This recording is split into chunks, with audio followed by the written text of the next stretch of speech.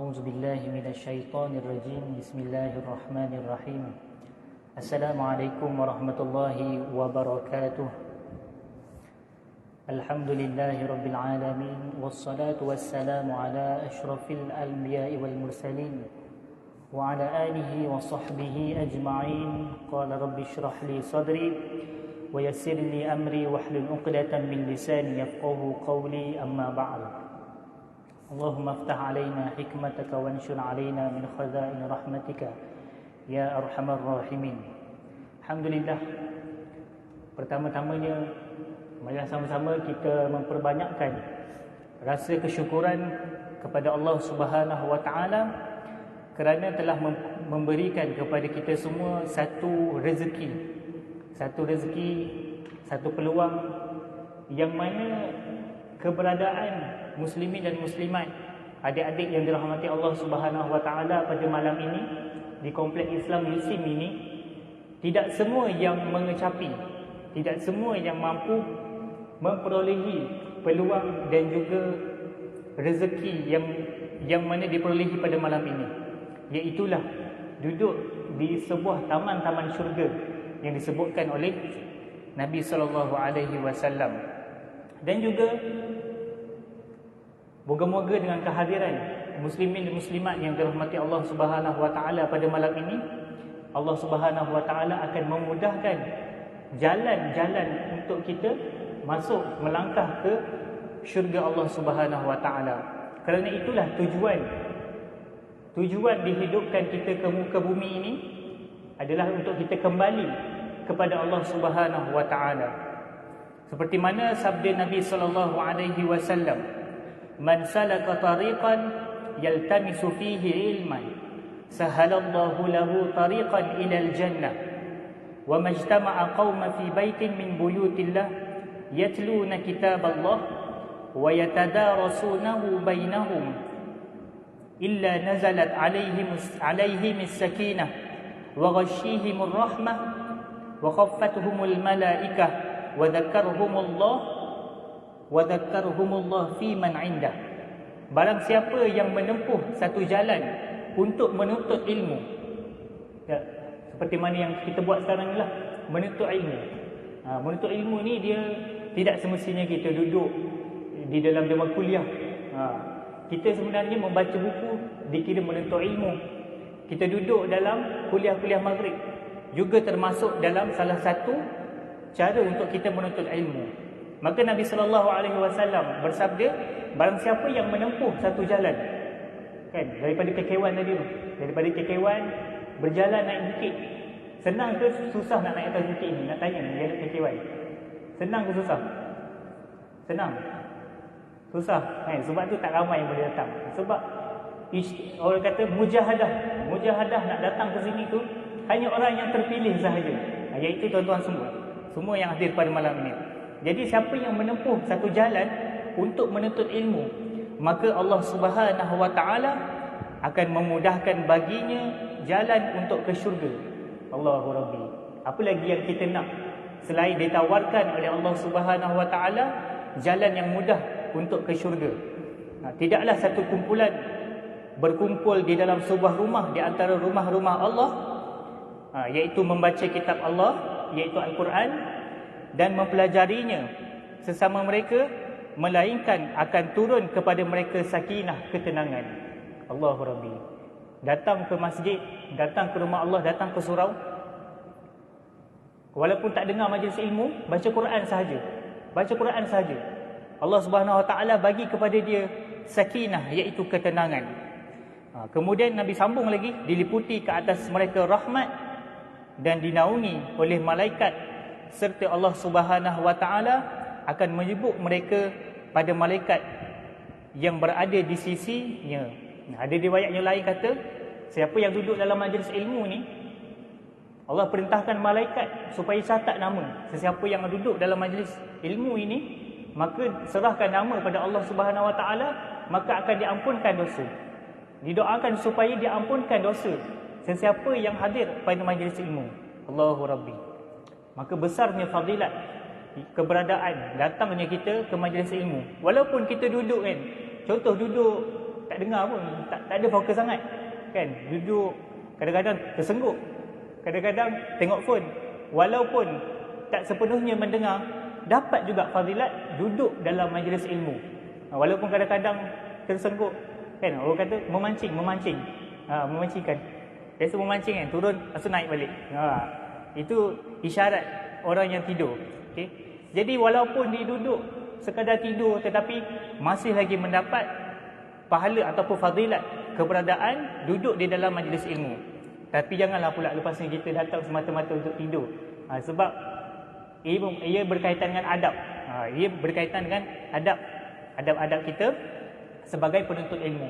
Baik, jadi kalau saya lah mendapat jemputan, mana-mana jemputan, sebelum saya sampaikan saya punya point ataupun kunci utama, saya akan tanya kepada audiens ataupun kepada hadirin-hadirat yang datang, hari ini dah baca ke Quran? Itu soalan yang pertama. Dah baca Quran ke hari ini? Kalau dah, alhamdulillah. Yang kedua saya akan tanya apa? Yang kedua saya akan tanya, hari ini ada baca buku tak? Pernah tak baca buku? Tak kira berapa banyak, satu ke. Yang penting ada baca buku tak hari ini? Kalau belum, pastikan boleh tak bermula daripada esok ataupun hari seterusnya lah. Boleh tak dalam satu hari itu kita carilah apa-apa buku, cari apa buku yang kita minat, yang kita suka, kita baca. Kan, walaupun buku tu tak payah nak cari buku tebal. Kalau kita pergi ke library, ada banyak buku kan. Banyak buku dan buku kebanyakannya tebal-tebal. Tak payah nak cari buku tebal-tebal. Cari buku nipis, buku yang kita minat. Paling kurang satu muka sehari macam kita baca Quran. Tapi kalau boleh banyak baca Quran lah. Tapi kalau boleh, cuba disiplinkan diri kita. Bermula hari ini, setiap hari kita baca satu buku.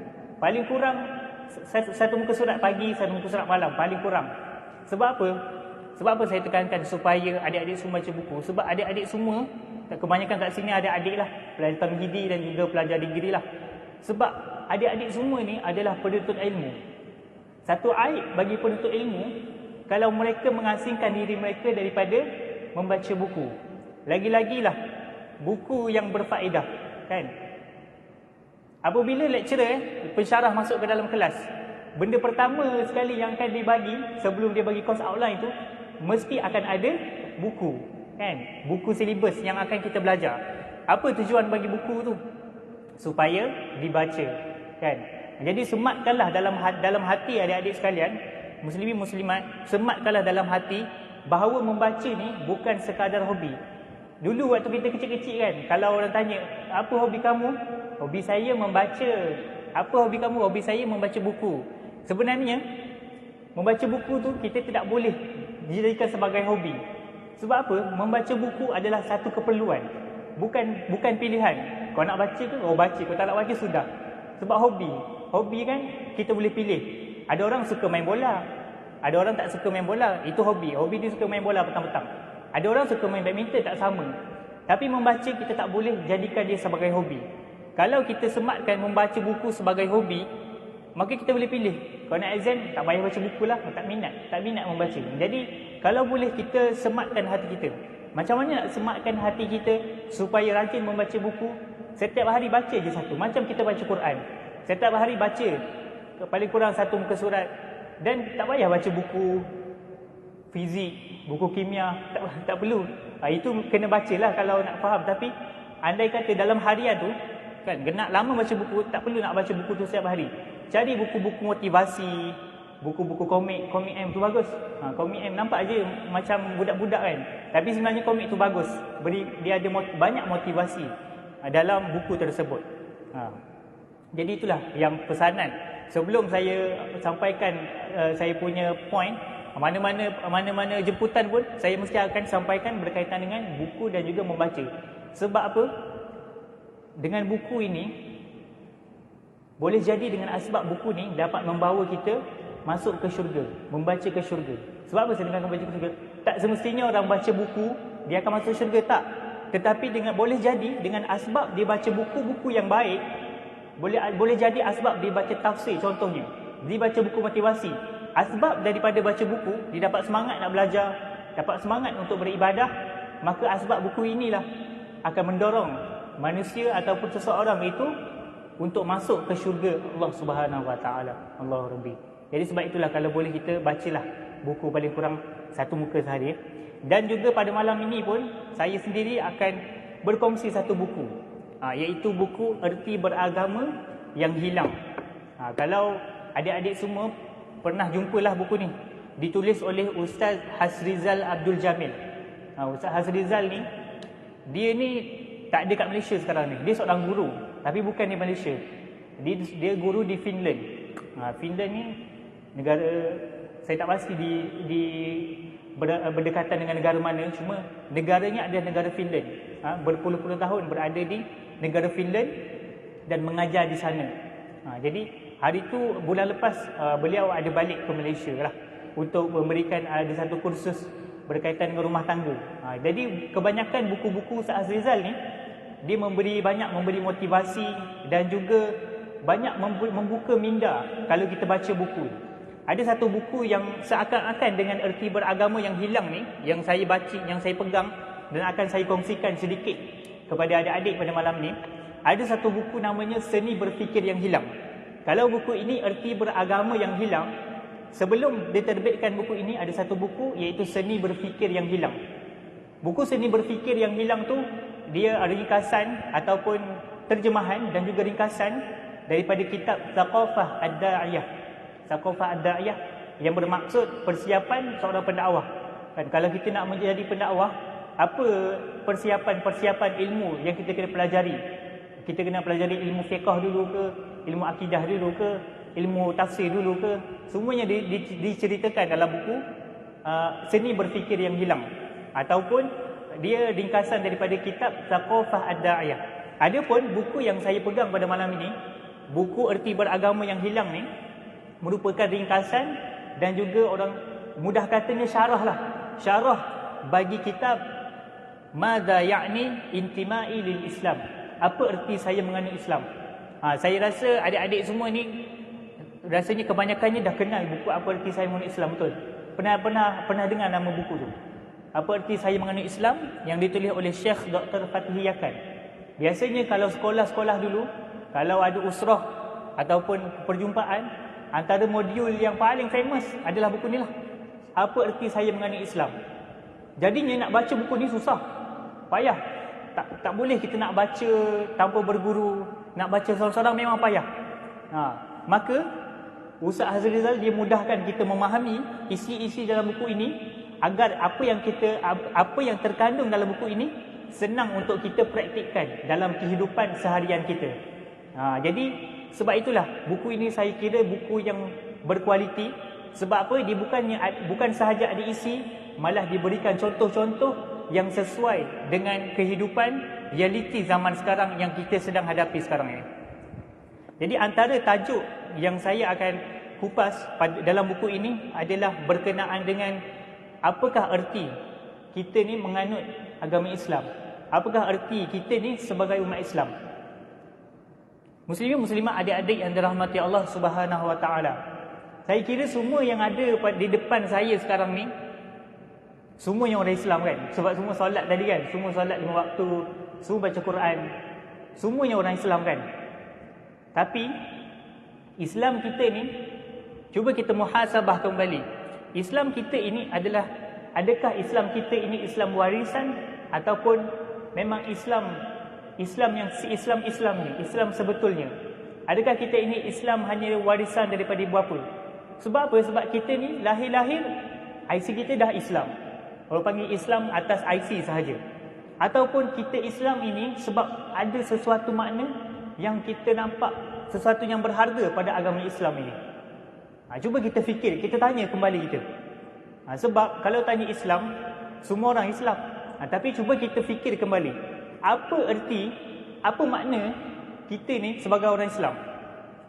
Sebab apa? Kalau kita tengok zaman kini, zaman akhir zaman ini, banyak isu-isu sosial yang berlaku di TikTok, di Twitter lah kebanyakannya. Dia beza, crowded di Facebook, di TikTok dan juga Twitter ni orang-orangnya berbeza dan juga perwatakan ni pun berbeza. Kalau adik-adik biasa main Facebook, kebanyakannya acik-acik Kebanyakannya atuk-atuk, ustaz-ustaz, ustazah, kebanyakannya sasaran mereka di Facebook. Kalau di Facebook ni banyak kita jumpa kelas mengaji, kuliah maghrib, kuliah subuh. Kalau ada kecam-kecam pun orang kata tak seteruk seperti mana kumpulan-kumpulan yang berada di TikTok. Kalau sesiapa yang main Facebook, main TikTok ataupun Twitter, Masya Allah, dia punya komen sampaikan, orang boleh kategorikan orang mulut-mulut puaka ni budak-budak Twitter, budak-budak Twitter. Itu bangsa apa? Bangsa kita, bangsa Melayu. Agama apa? Agama Islam. Kan? Agama Islam. Jadi itulah yang kita perlu fikir. Yang kita perlu fikir dalam kehidupan kita ni, apa makna kita ni sebagai umat Islam? Kita menganut agama Islam ni untuk apa sebenarnya? Okey. Jadinya, sebelum kita pergi lebih jauh, kita tengok antara contoh yang telah dibuat oleh Ustaz Hasrizal, pengarang buku ini. Kita ni agama Islam, tapi kita tahu tak makna Islam? Makna Islam. Kalau kita telusuri definisi Islam itu sendiri, kita akan jumpa dua definisi. Secara mudahlah saya sebut, kita akan jumpa dua definisi Islam. Yang pertama, Islam ini kita kena patuh, kita kena tunduk dan kita kena ikut. Islam ni dia lahir daripada tiga perkataan. Sa, lam dengan huruf mim. Salama, Islam. Dia lahir daripada tiga huruf itu. Maka dia boleh didefinisikan sebagai yang pertama tunduk, patuh dan juga kita ikut arahan Allah Subhanahu Wa Taala. Dan juga boleh kita definisikan salam mim tu sebagai selamat, aman. Jadi kalau kita gabungkan kedua-dua definisi itu, kita akan dapat satu konklusion. Kita akan dapat satu kesimpulan. Kita akan dapat satu kesimpulan yang mana bila kita patuh, bila kita tunduk, bila kita ikut arahan Allah Subhanahu Wa Taala, maka tidak kita akan dapat keselamatan, jaminan keselamatan daripada Allah Subhanahu Wa Taala. Itulah Islam sebenarnya. Kita tunduk, kita patuh arahan Allah supaya kita selamat, mendapat keselamatan daripada Allah Subhanahu Wa Taala. Jadi untuk menjawab apa erti kita menganut agama Islam ni sebenarnya tak mudah. Persoalannya tidak mudah sebenarnya. Seperti mana yang diceritakan dalam buku ini, Ustaz Hasrizal, dia bertemu dengan pelbagai manusia yang bertanya dengan pelbagai soalan yang dahsyat. Antaranya yang saya nak cerita pada malam ini, satu kisah yang mana Ustaz Hasrizal ni pada tahun 2011, beliau berjumpa dengan seorang pelajar IPT di selatan lah. Wallahu alam, saya pun tak pasti IPT mana sebab tak diceritakan dalam buku ini. Tetapi yang nak diceritakan, Ustaz Hasrizal bertemu dengan beliau. Antara soalan yang ditanya oleh pelajar tersebut kepada Ustaz Hasrizal, ditanya kepada penulis buku ni, ditanya, kenapa Al-Quran membenarkan seorang suami memukul isteri? Kan? Sebab kita tak boleh nak hukum dia.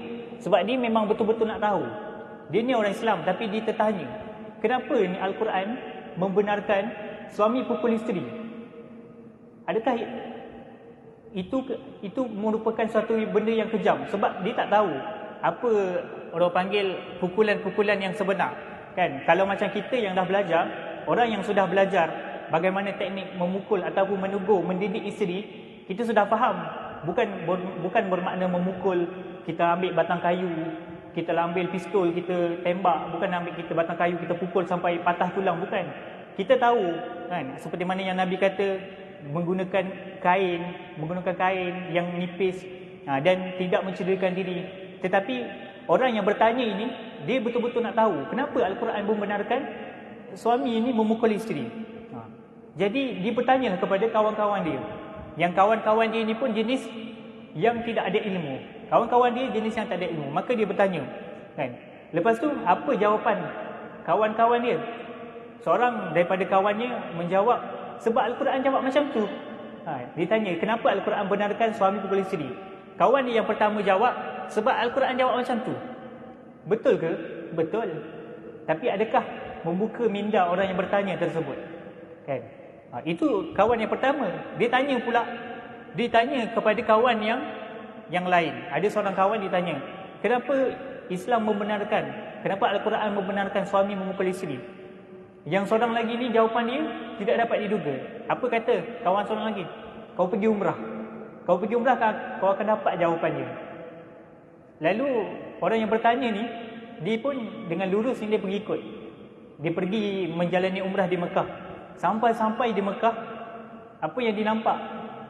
Sampai-sampai di Mekah, dia melihat seorang agama Islam, seorang pengawal keselamatan yang beragama Islam memukul seorang jemaah yang mengerjakan umrah. Tak pasti apa masalah ataupun isu pada waktu tersebut, tetapi apa yang dinampak, seorang Islam memukul orang Islam yang lain dengan kekasaran lah. Dia balik ke Malaysia, dia tanya balik kawan dia, kau suruh aku pergi umrah hari tu. Lepas tu apa yang aku nampak dekat umrah, dia kata, aku nampak ada seorang lelaki Islam yang memukul orang Islam yang lain. Itu ke yang Islam ajar sebenarnya? Adakah itu yang Islam mengajar sebenarnya? Kan? Lalu dia pun makin lama makin tertanya-tanya, makin jauh fikirannya daripada agama Islam. Lalu kawan-kawan dia ni yang ditanya ni, kawan-kawan dia ni kata, soalan kamu itu seperti soalan orang bukan Islam. Kawan bila dia dah tanya ramai orang lain pun fed up. Orang malas nak jawab. Lalu datanglah seorang kawan yang lain mengatakan kepada orang yang bertanya, soalan kamu ni seolah-olah soalan orang bukan Islam. Jadi orang yang bertanya tu, dia merasakan tersisih. Dia merasakan diri dia macam, oh, kira aku ni bukan Islam lah, dia kata macam tu. Jadi bermula waktu tersebut, selepas mendengar jawapan tersebut, dia isytiharkan diri dia murtad, keluar daripada Islam. Na'udzubillahi min zalik. Disebabkan jawapan-jawapan yang merepek, jawapan-jawapan yang orang kata menunjukkan provokasi terhadap orang yang bertanya. Jadi itulah pentingnya untuk kita memahami kenapa kita ni masuk ataupun menganut agama Islam. Ada satu lagi pertanyaan. Ini kisah yang lain, tetapi pertanyaan ini dijawab sendiri oleh Ustaz Azrizal, yang mana mungkin dengan kisah ini akan membuka minda kita kenapa kita ini menganut agama Islam. Jadi kisah yang kedua ini, kisah berkaitan dengan seorang datin. Orang kaya lah datin ni, datuk dan datin. Dia ada 2 orang anak. Anak yang pertama, anak lelaki, anak sulung dia lelaki, berumur 22 tahun. Anak yang kedua, perempuan, berumur 20 tahun. Kedua-duanya lepasan universiti luar negara lah. Seorang jurutera, seorang lagi doktor, tak silap. Seorang jurutera, seorang lagi doktor. Okey. Jadi sebelum dia masuk universiti luar negara di London, sebelum dia masuk ke sekolah Inggeris, sebenarnya mak ayah dia ni teringin nak menghantar ke sekolah tahfiz. Kan? Dia sempat hantar ke sekolah tahfiz, hafal Quran. Hantar sebulan duduk di tahfiz. Anak dia, kedua-dua anak datin ni mengalami kejutan budaya.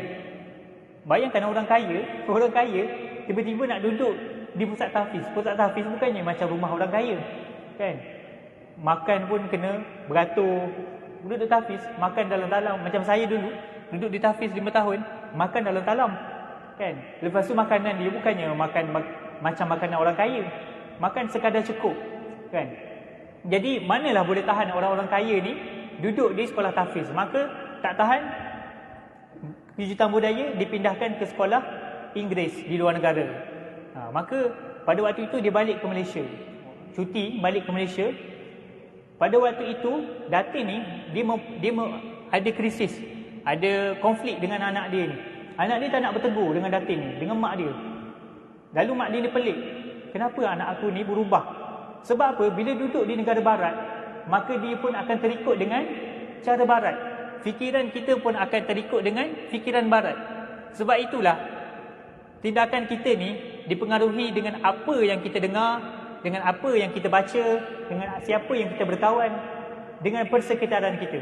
Kalaulah kita berkawan dengan orang yang persekitarannya baik, persekitarannya elok, maka insya-Allah kita pun akan terpengaruh dengan persekitaran yang elok. Kalaulah lagu yang kita dengar lagu tak salah, tak berdosa.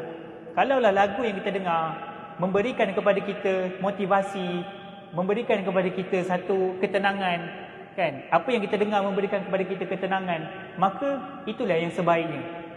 Sebab apa? Hidup kita dipengaruhi dengan apa yang kita baca. Kita membaca, ada banyak buku atas dunia ni, ada banyak jenis-jenis buku. Kan? Kalau kita baca buku-buku yang tidak berfaedah ataupun kita baca buku yang menjolok mata, maka itulah yang akan menerbitkan tindakan kita. Itulah yang akan mencerminkan tindakan kita. Kalau kita baca buku-buku yang tidak elok, itulah yang akan mencerminkan siapa kita. Jangan ingat semua buku yang kita jumpa tu semuanya buku baik, kan? Sebab orang kata buku ilmu, kan? Tak semua buku itu baik. Ada buku yang tidak baik. Okey. Baik. Jadi bersambung cerita tadi itulah. Lalu Ustaz Asrizal ni, Datin ni panggil Ustaz Asrizal. Panggil Ustaz Asrizal, datang rumah dia kata, Ustaz, cuba tolong nasihatkan anak saya, dua orang anak saya ni. Dia ni tak nak bercakap dengan saya. Saya pun tak tahu kenapa. Tak nak bercakap dengan saya. Lalu Ustaz kata, okey, saya akan berinteraksi dengan dia. Lalu Ustaz Asrizal naik ke bilik, bertemu dengan abang dan adik anak Datin ni. Lalu apa yang anak Datin tu tanya? Adik dia tanya dulu. Adik perempuan dia yang berumur 20 tahun. Cakap Inggeris lah, dia kata. So, kau nak ceramah apa hari ni? Dalam bahasa Inggeris lah dia kata. So Ustaz nak ceramah apa hari ni? Mungkin anak dia ni dah biasa ustaz-ustaz datang kepada dia nak bagi ceramah. Sebab dia dah lali dah dengan ustaz-ustaz ni. Jadi dia tanya Ustaz Asrizal, dia kata, Ustaz nak ceramah apa hari ni? Lalu ustaz kata, hari ni aku tak nak ceramah, dia kata. Cuma ustaz nak ajak bersembang sahaja. Jadi kamu tanyalah apa-apa soalan, ustaz kata. Kamu tanyalah apa-apa soalan yang kamu rasa kamu nak tahu dan benda yang kamu nak tahu selama-lama ini. Jadi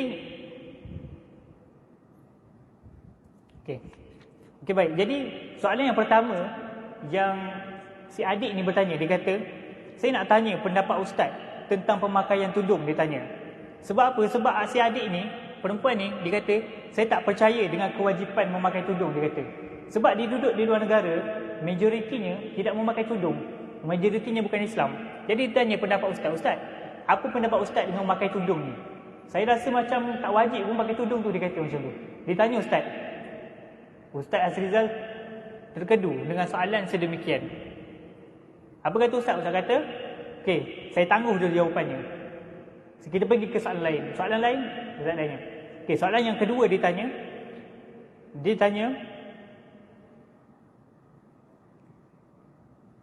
okey, soalan ditanya, kenapa kita kena solat 5 kali sehari? Kenapa dia kena solat 5 kali sehari? Sedangkan agama lain tak payah solat 5 kali sehari. Sama juga jawapan ustaz kata, hold dulu. Saya akan jawab kemudian, ustaz kata. Soalan yang ketiga yang ditanya oleh perempuan tersebut, dia tanya, kenapa orang Islam tak boleh bela anjing dalam rumah? Kenapa orang Islam tak boleh bela anjing dalam rumah?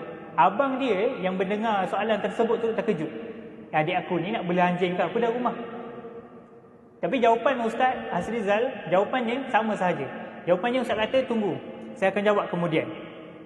Kemudian ada beberapa soalan dan ustaz minta tangguh juga. Kemudian fed up. Orang yang bertanya, anak Datin yang bertanya ni, si adik yang bertanya ni, dia kata, ustaz ni kenapa sebenarnya? Tadi ustaz suruh tanya. Tapi bila saya tanya, ustaz kata tunggu sekejap. Ustaz kata nanti dia jawab. Ustaz nak apa sebenarnya ni? Ustaz kata, okey baik. Dalam banyak-banyak soalan ni, yang mana ustaz nak bincangkan, ustaz nak tanya kamu pula, dia kata. Daripada soalan yang kamu tanya tadi, ustaz nak tanya kamu, apa tujuan hidup kamu sebenarnya? Bila dua orang beradik ni dengar, mereka mula-mula mereka diam tau. Terdiam sekejap. Kenapa ustaz tanya soalan macam ni? Kan? Kemudian dia gelak ketawa. Lepas tu kedua-dua adik-adik tanya. Adik dia tanya, penting ke soalan tu ustaz? Tujuan hidup ni penting ke? Ustaz kata penting. Ustaz kata, katakanlah kamu bayar tiket RM300, kamu nak tengok bola. Katakanlah kamu nak tengok bola, kamu bayar RM300. Kamu masuk ke stadium, masuk ke stadium tu, orang yang main bola tu tak ada tiang gol. Maka mencapai tak tujuan main bola? Rasa macam mana orang yang bermain bola tu nak buat gol? Tak ada tiang gol, tak ada gol. Agak-agak berbaloi tak kamu beli tiket? Tapi tengok bola tak ada tiang gol. Berbaloi tak? Tak berbaloi. Dan itu tak menjadikan tengok bola dah tu. Itu jadi permainan lain dah. Ataupun ustaz kata, cuba kamu ambil pensel, sebatang pensel tu, kamu gunakan pensel tersebut untuk gantung bingkai gambar, untuk gantung frame. Biasanya kita guna frame, kita guna paku. Cuba kamu gunakan pen tersebut untuk menggantungkan pensel, kan? Untuk menggantungkan gambar. Dia kata, mestilah pen itu akan rosak. Sebab bila kamu ketuk, pen itu akan rosak. Bila pen itu rosak, dia tidak dinamakan sebagai pen. Dia dinamakan sebagai sampah. Sesuatu yang tidak berguna tidak dinamakan sebagai benda tersebut, dia dinamakan sampah. Kan, buku yang sudah dikoyak, kita tidak panggil buku, panggil sampah. Sama juga dengan baju yang dah kotor, yang dah lusuh, yang tidak digunakan, kita tak panggil dah baju, kita panggil dia sampah. Plastik kita beli pagi tadi kan, contoh kita beli di kedai, beli goreng pisang. Mula-mula nama dia plastik waktu kita guna. Tapi once kita dah tak guna benda tu, kita dah buang, dia tidak nama plastik. Orang tanya apa tu? Orang tak kata itu plastik, itu sampah. Sampah sebab benda tu sudah dibuang. Jadi samalah dengan manusia. Apabila kita ni gunakan tujuan hidup kita sebagai, kita tidak ikut, kita tidak menjadikan diri kita sebagai tujuan hidup kita, maka kita juga termasuk dalam golongan sampah. Apabila kita gunakan sisa baki hidup kita untuk tujuan yang bukan selain daripada beribadah kepada Allah Subhanahu Wa Taala, maka kita juga termasuk dalam golongan yang sampah. Sebab itulah ada istilah sampah masyarakat. Jadi bermula itulah dua adik-beradik ni selepas mendengar jawapan ustaz ni, mereka terfikir sebentar. Mereka terkedu, mereka terfikir sebentar. Lepas tu ustaz kata, ustaz tak nak suruh kamu baca buku-buku agama. Ustaz tak nak suruh kamu baca buku tafsir. Ustaz kata, ustaz nak kamu baca buku yang ditulis oleh Sean Covey, anak Stephen R. Covey. Pernah jumpa buku yang ditulis oleh Stephen R. Covey? Bukunya biasanya ditulis 7 Habits of Effectively People. Kebanyakan buku dia kebanyakannya buku-buku motivasi macam itulah. Penulis Stephen R. Covey ni. Jadi ustaz dia tak suruh baca buku-buku agama tak. Dia kata, ustaz suruh baca buku ni dan kamu bayangkan diri kamu sebagai seorang Muslim. Sebab apa? Dalam buku ni, ustaz kata, dalam buku ni dia akan bawa kita fikir apa tujuan kita hidup sebenarnya. Tapi kamu baca buku tu, kamu bayangkan kamu seorang Muslim. Apa tujuan kamu hidup sebagai seorang Muslim? Terang-terang Allah Subhanahu Wa Taala dah sebut dalam Al-Quran, "Wa ma khalaqtul jinna wal ins illa liya'budun." Tidaklah aku ciptakan jin dan manusia melainkan untuk beribadah kepada Allah. Beribadah kepada Allah. Okay? Jadi itulah sebenarnya tujuan hidup kita. Maka dalam hidup kita ni, kalau kita tidak tahu apa tujuan kita diciptakan, maka kita akan lari daripada garisan sebenar kehidupan kita. Kita akan lari daripada landasan yang sebenar. Sebab kita dah tak nampak tujuan hidup kita ni untuk beribadah sebenarnya. Okay, saya ringkaskan, ada satu benda yang saya nak ringkaskan. Dalam kita mematuhi arahan Allah Subhanahu Wa Taala, kita nak menjadi hamba, kita perlu patuh kepada arahan Allah. Tetapi arahan Allah ini, kita hanya lihat arahan Allah dari segi syariatullah. Tetapi jarang kita lihat satu lagi arahan Allah yang ramai sangat orang tertinggal, yang ramai orang tak perasan benda ni, iaitulah arahan sunnatullah. Kepatuhan kepada Allah dia mengandungi dua kumpulan, dua kategori. Kumpulan yang pertama syariatullah, kumpulan yang kedua sunnatullah. Apa beza syariatullah dan juga sunnatullah? Syariatullah ini suruhan Allah yang datang terus daripada Al-Quran. Kan? Yang datang terus daripada Al-Quran. Yang halal, yang haram, yang wajib, yang sunat, semua itu merupakan syariatullah. Kepatuhan daripada wahyu. Maka apabila ia patuh kepada wahyu, akan selesai masalah sepatutnya. Tetapi sebenarnya hidup kita ni, kita tidak boleh hanya bersandarkan kepada wahyu semata-mata. Tak boleh kita berpandukan kepada halal haram semata-mata sahaja. Kita kena berpandukan juga patuh kepada satu kumpulan yang lagi, iaitulah sunnatullah. Apa dia sunnatullah? Satu lagi peraturan yang Allah Subhanahu Wa Taala tidak sebut secara langsung melalui wahyu, tetapi tetap berstatus peraturan yang datangnya daripada Tuhan yang menurunkan wahyu. Sebagai contoh sunnatullah, kan, kita tengok contoh syariatullah solat. Solat 5 waktu itu adalah syariatullah. Sebab apa? Dalam Al-Quran dah sebut aqimis solah, kan, wa aqimus solah wa atuz zakah. Itu adalah syariatullah yang memang Allah sebut dalam Al-Quran. Tetapi apa Tetapi apakah orang panggil pesanan ataupun wahyu yang tidak ada dalam wahyu? Orang kata surahan Allah yang tidak ada dalam wahyu, yang dinamakan sunnatullah ini. Contohnya air. Air ni komposisi molekulnya, contoh air. Airnya komposisinya terdiri daripada 2 atom hidrogen dan 1 atom oksigen. Maka itu merupakan sunnatullah. Dah memang Allah ciptakan air dan memang itulah syaratnya. Itulah syarat-syarat air. Kalau kita ubah, kita memang tidak boleh mengubah sunnatullah, ketetapan Allah. Jadi itulah perbezaan syariatullah dan sunnatullah. Maka dalam kehidupan kita, kita kena seimbangkan antara kedua-dua benda tersebut, syariatullah dan sunnatullah. Okey, sebelum saya berhenti, saya bagi satu contoh untuk kita mudah faham dalam kehidupan kita ni. Saya bagi satu contoh yang diberikan oleh Ustaz Azrizal. Contoh berkenaan dengan Pak Mat dan juga Ahseng dan kebun jagung. Saya ringkaskan. Jadi dalam sebuah kampung ni ada 2 orang, Pak Mat dan juga Ahseng. Setelah itulah seorang Islam, seorang bukan Islam. Pak Mat Islam, Ahseng bukan Islam. Jadi dalam kampung ni, kedua-dua orang ni tanam pokok, tanam jagung. Tanam jagung. Jadi orang Islam ni, Pak Mat ni, ditanam jagung. Ditanam dia macam mana? Si Pak Mat ni, cara dia tanam, setiap pagi dia akan menghadap kiblat. Orang Islam, dia akan menghadap kiblat. Kan? Menghadap kiblat. Sebelum pergi ke kebun tu, baca Quran dulu. Dia baca Quran dulu, 2 muka surat. Baca surah Al-Waqi'ah dulu. Kemudian dia solat duha. Lepas solat duha, dia pun pergi ke kebun. Sampai ke kebun, dia menghadap kiblat dulu. Baca doa dulu.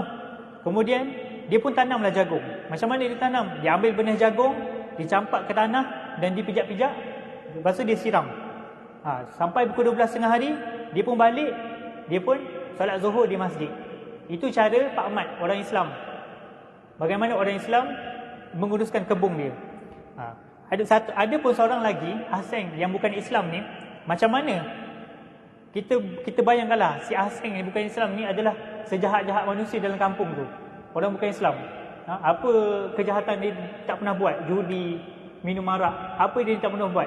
Tetapi kerjanya sama sahaja, ditanam pokok jagung, sama dengan Pak Mat ni. Tetapi cara Ahseng buat ni lain. Cara Ahseng, dia bermula dipilih. Dia tak solat duha lah sebab dia bukan Islam. Dia tak buat macam Pak Mat buat. Tetapi apa yang dibuat oleh Ahseng, ditanam jagung, dia mula dengan, dia pilih dulu benih jagung yang tinggi kualiti dia, kualiti A. Kemudian, diikut manual yang betul. Yang mana benih tu kena dimasukkan 2 cm daripada permukaan batas tersebut. Kemudian jarak pokok pula ada 0.5 meter. Akhir sekali dia letak baja, kemudian dia jaga dengan rapi. Itu cara Ahseng. Yang Pak Mat tadi tu dia buat lebih kurang je. Cuma dia solat duha, dia baca Quran, dia hadap kiblat. Beza dengan Ahseng ni. Tetapi tiba-tiba hujung musim tu kita akan dapat satu keputusan yang mendatangkan konflik. Bila kita tengok keputusan ataupun kita tengok hasil daripada jagung yang ditanam oleh kedua-dua orang Pak Mat dan Ahseng ni, kita akan dapati jagung Ahseng lagi baik daripada jagung Pak Mat. Maka kita terfikir, sebab apa jagung Ahseng ni lebih bagus daripada jagung Pak Mat? Sedangkan Pak Mat ni solat duha, baca doa, ikut perintah Allah. Tapi kenapa Allah tak bagi jagung Pak Mat tu lagi bagus daripada Ahseng? Sebab Ahseng dia mengikut sunnatullah. Itulah yang tetapi Ahseng dia tak ikut syariatullah. Dia tak sembahyang, dia tak solat duha, dia tidak ikut kiblat, tapi dia ikut sunnatullah. Maka begitulah dalam hidup kita. Dalam kita menjalani hidup, kita tak boleh mengharapkan syariatullah semata-mata. Kita kena juga mengikut acuan kehidupan kita, acuan alam kita. Contoh dalam menghadapi peperiksaan, sebagai contoh, kan? Ramai orang dalam menghadapi peperiksaan, mereka ni solat hajat bagus, solat hajat, doa siang malam, tetapi tak study, tak baca buku. Kena tak macam tu? Baca doa solat hajat itu syariatullah, tetapi dia tidak mengulang kaji pelajaran, dia tidak membuat catatan. Itu adalah sunnatullah. Itu adalah sunnatullah. Maka kalau dia sekadar buat syariatullah, tak buat sunnatullah, maka tak akan berjaya hidup dia. Tak akan berjaya. Sebagai contoh yang lain saya bagi. Contoh kita memandu kereta, kan? Kita memandu kereta, antara sunnatullah dan syariatullah kita perlu jaga. Ada orang yang semasa naik kereta, gayanya bagus, baca bismillah, bismillah, kemudian baca doa dulu, kemudian pusing kanan dulu. Walaupun dia nak pergi ke kiri, tapi pergi ke kanan dulu sebab sunnah Nabi kan kanan dulu. Ada orang baik, bagus, syariatullah dia bagus, tetapi sampai di jalan raya dilanggar lampu syarat. Dia bawa kereta lebih daripada had kelajuan, lebih 110. Maka itulah sunnatullah yang kita kena patuh. Andai kata kita baca bismillah sahaja, baca bismillah tapi bawa laju, kita telah melanggar sunnatullah. Maka itu adalah satu jenayah sunnatullah, jenayah. Sebab apa? Kita akan membahayakan orang, kita akan membahayakan diri kita, bahayakan keluarga kita. Sama juga kita naik motor, kan? Kita naik motor, antara pakai serban ke pakai topi keledar, kedua-duanya menutup, kan? Kedua-duanya menutup. Syariatullah kita baca doa. Adakah pakai serban itu syariatullah? Bukan. Ia adalah kita kena pakai topi keledar sebab ia adalah sunnatullah. Nak selamat kena pakai topi keledar. Sebab apa? Kalau kita jatuh, serban tu tak menjamin kita selamat. Memanglah dari segi pahala tu dapat pahala, tetapi apabila kita jatuh, serban tu tak akan menjamin kita selamat daripada pecah kepala. Sebab itulah dalam hidup kita ni kena seimbang, syariatullah dan juga sunnatullah. Sama juga dengan makanan. Allah sebut dalam Al-Quran, kulu, makanlah daripada halalan thayyibah, makanlah daripada yang halal dan baik. Andai kata kita makan makanan yang halal saja, halal itu syariatullah, baik itu adalah sunnatullah. Contohnya, kan, kita minum Milo contohnya, halal lah, halal lah, Milo halal. Tetapi sunnatullah tak baik pada kesihatan kita kalau kita bagi Milo itu pada orang yang kencing manis. Milo kan manis, kita bagi Milo yang manis tu, letak susu 2 tin, kita bagi ke orang kencing manis, sakit tak dia? Sakit. Maka itulah yang melanggar sunnatullah. Walaupun Milo tu halal, tetapi ia melanggar sunnatullah, maka kita kira berdosa. Berdosa kita melanggar sunnatullah. Sebab apa? Merosakkan diri. Sebab ia merosakkan diri kita. Boleh faham? Jadi itulah contoh-contoh mudah yang kita boleh berfikir dalam kehidupan kita. Sebab apa? Bila kita tidak mengikut syariatullah dan sunnatullah, ia akan menjadi satu jenayah. Sebagai contoh, bila seorang doktor dia sengah merawat pesakit, doktor ni dia tak belajar, dia tak ada sunnatullah, dia tak belajar. Apa kesan dia kalau kita ni tak belajar? Jenayah terhadap sunnatullah. Contohnya pesakit diabetik, pesakit kencing manis, dia ni nak disuntik 1 unit. 1 unit ke 10 unit ke ataupun 100 unit insulin yang dia kena cucuk. Lalu si doktor ni dia tak tahu. Sebab apa? Waktu kelas dulu, waktu belajar bab ni dia tidur, dia tak datang kelas, dia ponteng kelas. Maka kesan dia pada akan datang, dia melanggar sunnatullah tu, dia ponteng kelas. Maka kesan dia tersalah bagi insulin pada pesakit, yang menyebabkan pesakit itu overdose dan memberikan kemudaratan kepada pesakit. Maka itulah kesan kalau kita tidak memelihara sunnatullah. Kita ni sekadar ikut buat benda-benda yang ibadah. Contoh bukan ibadah, kita buat benda-benda yang hanya kita nampak sebagai ibadah sahaja. Solat, memang benda tu wajib, tetapi ramai orang yang tidak nampak kepentingan ataupun kewajipan mengikuti sunnatullah. Contoh yang lain, dalam sembelihan kan, sebab apa? Dalam sembelihan Allah suruh kita gunakan pisau yang tajam untuk kita menyembelih binatang korban. Contoh sembelih lembu kan, Allah suruh kita gunakan pisau yang tajam. Pisau yang tajam itu adalah sunnatullah. Kalau kita sekadar korban saja, korban tu syariatullah, kita korban saja, tapi kita gunakan pisau yang tumpul. Sebab apa kita gunakan pisau yang tajam? Sebab ia akan meringankan kesakitan pada binatang korban. Selain itu, dia akan memudahkan orang yang menyembelih. Bila pisau tajam, senanglah kita nak sembelih, kan? Kalau kita guna pisau yang tumpul, payah berapa kali menyeksakan binatang satu, lepas tu dia akan menyusahkan di pihak kita, pihak orang yang sembelih ni.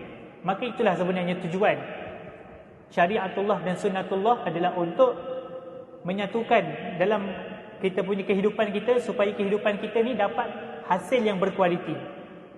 Satu contoh terakhir lah. Contoh terakhir yang saya bagi adalah kenapa Nabi melarang kita minum berdiri. Kenapa Nabi melarang kita minum air berdiri? Saya baru sembang dengan seorang pensyarah FQS minggu lepas. Saya masih sembang pasal hadis. Lalu ditanya, sebenarnya ramai orang yang tak pandang sunnatullah ni. Ramai orang yang tahu, okey, kita tak boleh minum berdiri. Tapi ramai orang tak tahu kenapa Nabi melarang kita minum berdiri. Ada kajian sains yang telah dilakukan oleh saintis. Mereka mengatakan bahawa apabila kita minum berdiri, air yang diproses masuk ke dalam badan kita ini akan memudahkan. Bila kita berdiri, minum berdiri, air yang masuk dalam badan kita ni akan mencepatkan, lama kelamaan dia akan mencepatkan proses kita punya perut kita ni untuk rosak, buah pinggang kita untuk rosak. Sebab itulah Nabi menyuruh kita untuk minum duduk. Bila kita minum duduk, air yang masuk ke dalam badan kita ni akan diproses. Dia akan lambat untuk dia akan proses secara berehatlah. Dia tidak memaksa untuk memproses air ke dalam badan kita ni. Sama juga dengan hadis, kita dengar satu hadis yang Nabi suruh kita tutup lampu pada waktu malam. Kita tutup lampu sewaktu tidur. Sebab apa? Ada kajian saintifik yang telah dibuat mengatakan kalau kita tidur pada waktu malam dalam keadaan gelap, maka ada satu hormon yang akan menjalankan kerjanya pada waktu malam untuk melindungi diri kita daripada terkena kanser. Yang lelaki ada kanser dia kan, perempuan ada kanser dia. Lelaki biasanya kanser prostat, yang perempuan biasanya kanser payudara, banyak kanser. Tapi sebenarnya ramai orang tak tahu antara hikmah yang Nabi suruh kita tutup lampu pada waktu malam adalah sebenarnya tujuannya, ada kajiannya dibuat untuk melindungi diri kita daripada terkena kanser.